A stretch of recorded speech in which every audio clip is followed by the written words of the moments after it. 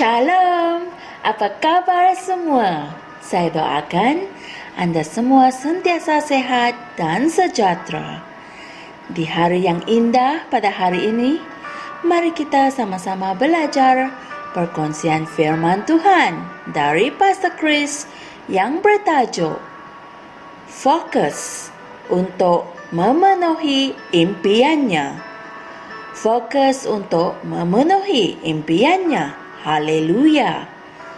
Ayat Injil pembukaan kita dari 1 Yohanes 2 ayat 15 hingga 16 yang berkata, "Janganlah mengasihi dunia ini atau hal-hal yang di dalam dunia ini.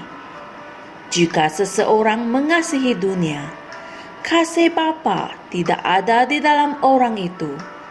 Sebab semua yang ada di dalam dunia, yaitu keinginan daging dan keinginan mata dan keangkuhan hidup, bukanlah berasal dari Bapa, melainkan dari dunia." Haleluya. Tidak dapat dinafikan bahawa kedatangan Tuhan semula adalah lebih dekat dari yang disangkakan. Tetapi Alkitab mengatakan dalam 2 Tesalonika 2 ayat 3 yang berkata, "Sebab hari itu tidak akan datang kecuali ada banyak orang yang berpaling daripada iman itu dahulu, dan orang yang berdosa itu, yaitu anak kebinasaan, dinyatakan." Haleluya. Kitab terjemahan Amplified Classic mengatakan seperti berikut, "Kerana hari itu tidak akan datang kecuali kemurtadan itu datang dahulu, melainkan hari yang diramalkan itu tiba, di mana ramai orang yang telah mengaku sebagai orang Kristian telah berpaling dari iman, dan orang yang membuat pelanggaran dosa dinyatakan, yaitu anak neraka kebinasaan." Puji Tuhan. Ini bererti akan ada orang yang mengaku sebagai orang Kristian, namun mereka telah berpaling dari iman. Akan ada kemurtadan, yaitu orang yang membuat pilihan untuk melepaskan iman mereka dalam Yesus. Hal ini sudah pun berlaku, dan punca utamanya adalah godaan di dunia ini, tipu daya kekayaan, dan nafsu untuk perkara-perkara lain. Jadi, apa yang Tuhan lihat dan bagaimana kamu harus hidup pada hari-hari yang terakhir ini? Apa pilihan yang kamu patut buat? Nasihatnya adalah apa yang kita telah baca dalam ayat Injil pembukaan kita tadi. Baca semula. Tumpukan perhatian kepada Kristus. Haleluya. Fokus pada perkara-perkara mengenai kerajaan dan bukannya pada kesenangan yang hanya sementara di dunia ini. Kolose 3 ayat 1 mengungkapkannya dengan begitu indah sekali.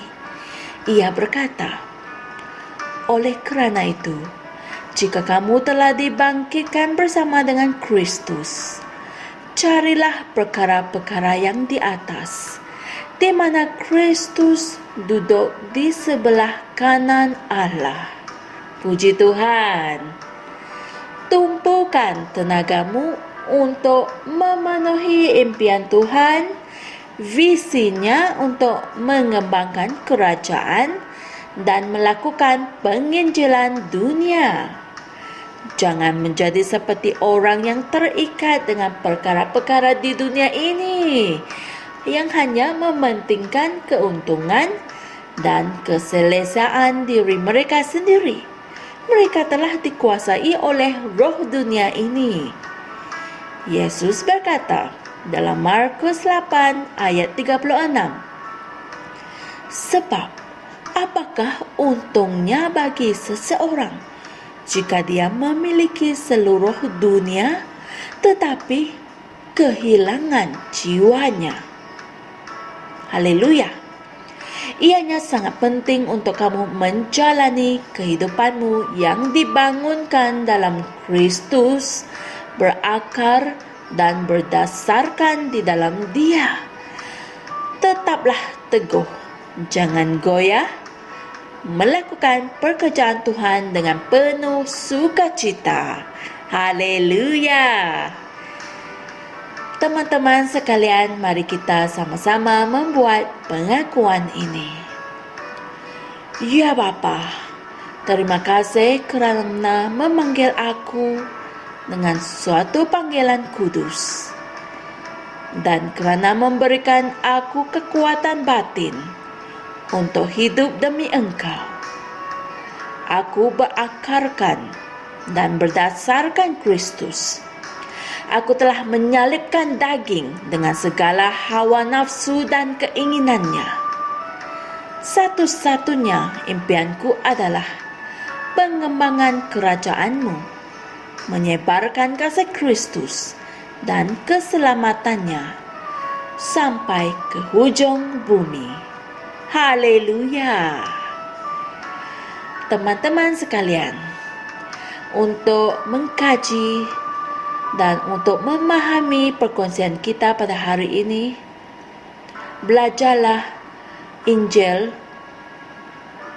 ini sebagai renungan tambahan, yaitu Wahyu 3 ayat 11 hingga 13. Haleluya!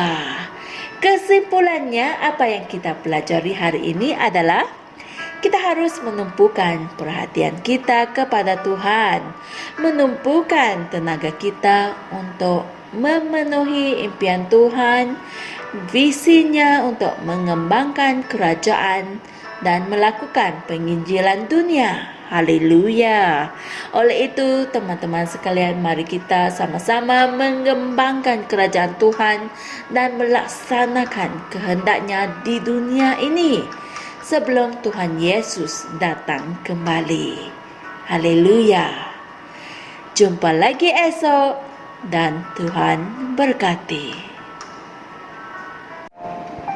Kami percaya saudara-saudari semua telah diberkati dengan perkongsian firman dari Rhapsody Reality.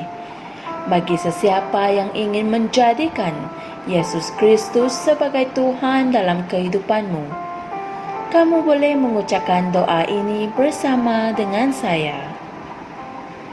Ya Tuhan Allah, aku mempercayai Yesus Kristus, Anak Allah yang hidup dengan sepenuh hatiku. Aku percaya Dia telah mati untukku dan Allah telah membangkitkan Dia dari kematian. Aku percaya Dia hidup hari ini.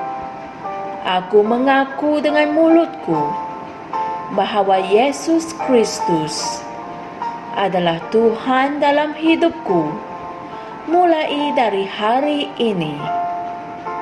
Melalui Dia dan di dalam nama-Nya, aku mempunyai kehidupan yang kekal. Aku telah dilahirkan semula. Terima kasih Allah kerana menyelamatkan jiwaku. Aku sekarang adalah anak Allah. Haleluya! Tahniah, sekarang kamu telah menjadi anak Allah. Untuk apa-apa sebarang pertanyaan atau untuk mendapatkan lebih banyak maklumat mengenai bagaimana untuk bertumbuh sebagai seorang Kristian, Anda semua boleh hantar mesej di akaun Facebook kami atau email kami di tni.msia@gmail.com. Sekali lagi, tni.msia@gmail.com. Tuhan berkati Anda semua.